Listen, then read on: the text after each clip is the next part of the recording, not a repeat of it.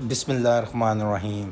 अस्सलाम वालेकुम दोस्तों। वीडियो शुरू करने से पहले मेरे चैनल को सब्सक्राइब करें और नीचे दिए हुए बेल आइकन पे क्लिक करें ताकि आने वाली वीडियोस का आपको नोटिफिकेशन मौसूल हो सके। दोस्तों, आज हम जिस कंपनी को एनालाइज़ करेंगे उसका नाम है बोलान कास्टिंग लिमिटेड। ये कंपनी स्टॉक मार्केट में इंजीनियरिंग सेक्टर के अंदर रजिस्टर है। इस कंपनी का सिंबल स्टॉक मार्केट के अंदर BCL है। प्रिंसिपल एक्टिविटी देखी जाए तो manufacturing and selling of tractor parts and automotive parts. इस कंपनी ने almost 180 different types of casting ranges बनाई हुई हैं, जिसके अंदर 10 kg से 150 kg का एक पार्ट ये लोग ढाल लेते हैं। पार्ट्स अगर देखे जाएं तो एक्सल, हब्स, इस तरह के जितने भी ट्रैक्टर के अंदर पार्ट्स यूज़ होते हैं उसके अंदर इन्होंने 180 ऑलमोस्ट डिफरेंट टाइप के पार्ट्स ये लोग कास्ट करते हैं और ये मिलर ट्रैक्टर को मेजरली अपनी सप्लाई देते हैं। इसकी सबसे बड़ी वजह ये है कि ये मिलर ट्रैक्टर की सब्सिडरी है। रिसेंटली कंपनी ने अपनी प्रोडक्ट क्वालिटी इम्प्रूव की और उसका फ़ायदा इन्हें ये हुआ कि ये एक्सपोर्ट में आए और इंटरनेशनली काफ़ी ज़्यादा डिफरेंट कंपनियों को इन्होंने कास्टिंग करके मटेरियल सप्लाई करना शुरू किया। अब ज़रा हम कंपनी के फाइनेंशियल्स पे नज़र डालते हैं। करंटली कंपनी के शेयर की प्राइस 147 रुपये 4 पैसे है। इस कंपनी के शेयर की फेस वैल्यू स्टॉक मार्केट के अंदर 10 रुपये है। इसने अपना 52 वीक्स की हाईएस्ट प्राइस 182 रुपये और 52 वीक्स की लोएस्ट प्राइस 58 रुपीज़ की थी। इसका current free float stock market के अंदर 50% शेयर्स है और टोटल शेयर्स इसके जो अवेलेबल हैं वो 1 करोड़ 14 लाख शेयर के लगभग शेयर्स हैं, और जिसमें से स्टॉक मार्केट के अंदर 57 लाख शेयर्स अवेलेबल हैं। इस कंपनी ने लास्ट 1 ईयर की प्राइस कंपैरिजन किया जाए तो लास्ट 1 ईयर से अभी तक इन्होंने अराउंड 84% अपनी प्राइस में ग्रोथ देखी। लास्ट 1 मंथ में तकरीबन 11.94% इसकी प्राइस डिक्रीज़ हुई, जो इन अमाउंट टर्म्स देखी जाए तो 20 रुपये 32 पैसे माइनस में ये कंपनी रही पिछले 1 महीने से, या हम पिछले 18 सेशन से ये कंपैरिजन कर रहे हैं। इस कंपनी की ईयर एंडिंग जून के अंदर है और इस कंपनी की बुक वैल्यू 15 रुपये 38 पैसे और एक्सपेक्टेड फेयर वैल्यू 24 रुपये 37 पैसे है। अब हम इस कंपनी के लास्ट 5 ईयर के रिजल्ट ज़रा देखते हैं। 2017 में 8 रुपये 52 पैसे का EPS इसने शो किया और 50% डिविडेंड अपने शेयर होल्डर को दिया। 2018 में 11 रुपये 63 पैसे का EPS शो किया और 25% डिविडेंड अपने शेयर होल्डर को दिया। 2019 में 20 रुपये 83 पैसे का LPS शो किया और नील पे आउट अपने शेयर होल्डर को दिया। 2020 में 23 रुपये 68 पैसे का LPS शो किया और नील पे आउट अपने शेयर होल्डर को दिया। 2021 की कुछ डिटेल्स इस तरह की है। पहले क्वार्टर में 3 पैसे EPS शो किया, दूसरे क्वार्टर में 82 पैसे LPS शो किया और तीसरे क्वार्टर में 7.53 पैसे EPS शो किया। ओवरऑल तीनों क्वार्टर का कम्युलेटिव EPS देखा जाए तो 6 रुपये 74 पैसे बन जाता है। और अभी तक इस ईयर में कंपनी ने अपने शेयर होल्डर को कोई पे आउट नहीं दिया।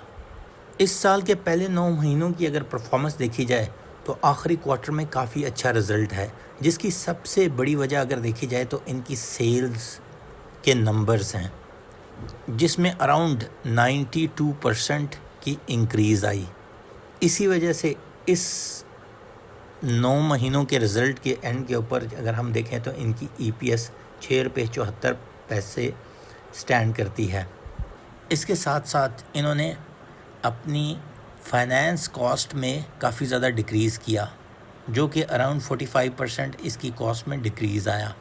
अगर हम ये देखें तो इस साल ट्रैक्टर की सेल्स भी रिकॉर्ड हाई गई ऊपर in comparison to last year.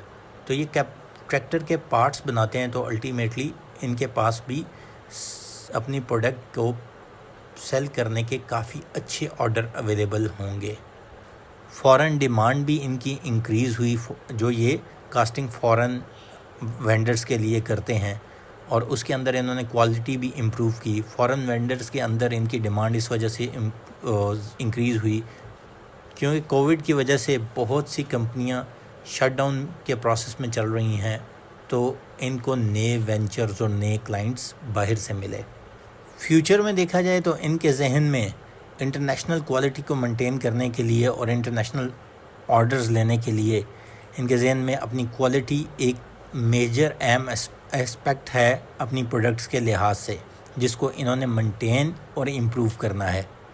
इसके साथ साथ ये लोग कहते हैं कि ये कॉस्ट कटिंग मेजर्स को भी आइडेंटिफाई करेंगे, जिससे ये अपनी कॉस्ट सेविंग कर सकें। इसके साथ साथ ये देखा जाए तो गवर्नमेंट ने लास्ट ईयर किसान पैकेज दिया था, जिसके अंदर ट्रैक्टर की सेल्स इंक्रीज़ करने में एक अहम किरदार अदा किया। उसके अलावा जैसे कि ये मिलेट ट्रैक्टर की कंपनी है, मिलेट ट्रैक्टर ने खुद ग्लोबल मार्केट को हिट किया और वहाँ सेल्स की, जिसकी वजह से इनके पास डिफरेंट किस्म के ऑर्डर्स आए और मिलेट ट्रैक्टर का ग्लोबल मार्केट में जाने की वजह से इनकी प्रोडक्ट इंटरनेशनली जाना ज़्यादा शुरू हो गई। शॉर्ट टर्म बोरोइंग, जैसे मैं पहले बता चुका हूँ, फाइनेंस कॉस्ट में इन्होंने तकरीबन 45% कमी की और उस लिहाज से काइबोर रेट को इन्होंने काफ़ी बेहतर तरीके से यूटिलाइज़ किया। अपने जितने भी शॉर्ट टर्म फाइनेंसिंग लोन्स थे उनको रीफाइनेंस कराया नई काइबोर रेट के मुताबिक, और जो लॉन्ग टर्म भी फाइनेंस रीस्केड्यूल या रीफाइनेंस हो सकते थे उसके ऊपर भी इन्होंने काम किया।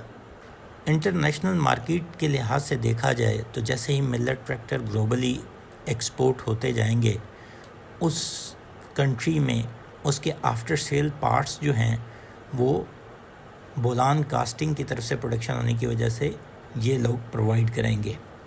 इसका मतलब है कि मिलेट ट्रैक्टर की जितनी ज़्यादा सेल है वो डायरेक्टली प्रोपोर्शन है बोलान कास्टिंग के लिए भी। जैसा कि मैंने बताया कि कंपनी ने किसान पैकेज, शॉर्ट टर्म बोरोइंग मतलब काइबोर रेट का ठीक ठाक फ़ायदा दोनों चीज़ों का उठाया, जो कि गवर्नमेंट ने पॉलिसीज़ दी।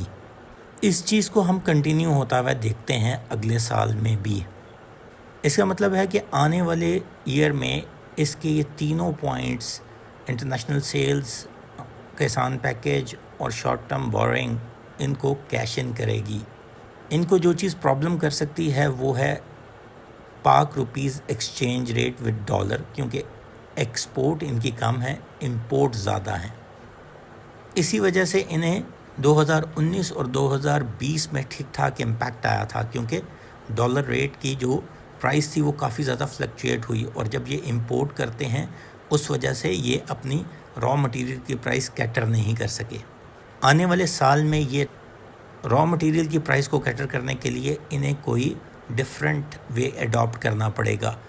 उसके अंदर जो एक चीज़ हमें नज़र आती है कि अगर इनकी एक्सपोर्ट बढ़ जाती है तो वो चीज़ नलीफाई हो सकती है। दूसरा जो ये इकदाम कर सकते हैं कि रॉ मटेरियल की प्राइस जैसे इंटरनेशनली लो डाउन जाएँ तो ये कम से कम एक बड़ा रॉ मटेरियल का स्टॉक अपने पास रखें, ताकि ये लोग उसको प्रोसेस करके लो कॉस्ट प्रोडक्ट या अपना प्रॉफिट मार्जिन अकॉर्डिंगली अलाइन कर सकें। ये तो है कंपनी की करंट स्टैंडिंग, इनके इश्यूज़ या रिस्क जो आने वाले टाइम में हमें नज़र आते हैं। अब ज़रा हम इस कंपनी की प्राइस देखें और इसकी अर्निंग देखें और ये देखें कि क्या इस कंपनी में कुछ ग्रोथ आने के चांसेस हैं या ये यहाँ से नीचे जाती हुई नज़र आती है। 2017 में जब इसने अपना हाईएस्ट टच किया तो वो 200 रुपीज़ था, 205 के दरमियान इन्होंने हिट किया। 2018 में जब इसने 11 रुपये 63 पैसे अपनी हाईएस्ट EPS लास्ट 5 ईयर की शो की, तो ये 180 से 185 के दरमियान ट्रेड करता रहा उन दिनों में जब इसका पे आउट या EPS अनाउंस होने जा रहा था। अब ज़रा हम इसकी लास्ट क्वार्टर की अर्निंग फोरकास्ट करें तो हमारे मुताबिक 6 से 9 रुपये के इसकी EPS आ सकती है, जिसका मतलब है अगर हम 6 रुपये भी कंजर्वेटिव पॉइंट ऑफ व्यू से लगाएं, क्योंकि डॉलर रेट लास्ट क्वार्टर से बढ़ना शुरू हो गया था, इस वजह से अगर हम कंजर्वेटिव पॉइंट ऑफ व्यू भी लें तो जो कि 6 रुपये है, जिसका मतलब है ये 12 रुपये 74 पैसे पे अपनी EPS एंड करेगा। और उसके मुताबिक इसकी PE जो स्टैंडिंग बनेगी वो तकरीबन 11.5x बनेगी और 12 रुपये 74 पैसे 2018 की भी EPS से ज़्यादा होगी, जिसका मतलब है कि 180 से तो इसे प्लस जाना चाहिए। और अगर हम इस साल का भी हाईएस्ट प्राइस देखें जो इसने टच की थी वो 182 थी, और अगर आने वाले टाइम में अपनी रॉ मटेरियल प्राइस को ये अगर मैनेज आउट कर जाते हैं जिस तरह के मैंने बताया, तो प्रॉबली हम इसको 250 प्लस 2022 में होता हुआ देखेंगे, क्योंकि उससे इनका EPS बहुत अच्छे आने के चांसेस हैं। ये सारी एक्सपेक्टेशन है depending upon how they behave, कि रॉ मटेरियल को किस तरह कैटर करते हैं, अपनी एक्सपोर्ट किस तरह बढ़ाते हैं। जो चीज़ें मैंने बताई मेरी एक्सपेक्टेशन के मुताबिक अगर ये इस तरह चलें या इससे अच्छा फार्मूला लेके आएँ तो अल्टीमेटली ये चीज़ें ये कैटर कर सकते हैं। करंट प्राइस इसकी 147 रुपये 4 पैसे है। 17 सितंबर को इसकी board meeting full year result के लिए प्लान हुई है। अगर इसके रिज़ल्ट्स इसके लगभग आ जाते हैं, जो कि मैंने बताया 6 रुपये की EPS लास्ट क्वार्टर के अंदर, तो प्रॉबली हम ये देख सकते हैं कि इसके अंदर प्राइस रेज़ आने के अच्छे चांसेस हैं।